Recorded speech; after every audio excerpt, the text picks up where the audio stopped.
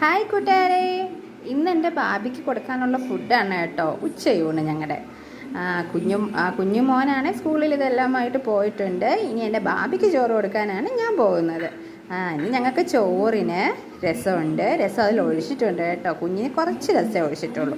Beetroot തോരൻ, പിന്നെ ഞങ്ങളുടെ വിളയിൽ തന്നെ ഉണ്ടായ ഓമയ്ക്ക തോരൻ, പിന്നെ ബീട്രൂട്ട് പച്ചടി, നമ്മുടെ ഏത്തക്ക ഇട്ട പച്ചടി, ഒരല്പം പുളിയച്ചാർ, പിന്നെ ഒരല്പം മാങ്ങ അച്ചാർ.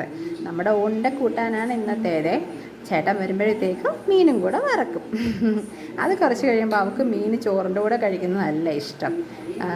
അവൾക്കല്ലാതെ ഒറ്റയ്ക്ക് കഴിക്കുന്നതാണ് ഇഷ്ടം. അപ്പോൾ നമ്മൾ കഴിക്കുന്നതിൻ്റെ കൂട്ടത്തിൽ അവൾക്ക് മീൻ സെപ്പറേറ്റ് ആയിട്ട് കൊടുക്കും. അല്ലെങ്കിൽ മീൻ മാത്രം കഴിച്ചിട്ട് പുള്ളിക്കാരി ചോറ് നൈസായിട്ട് വേണ്ടാന്ന് പറഞ്ഞ് മുങ്ങും.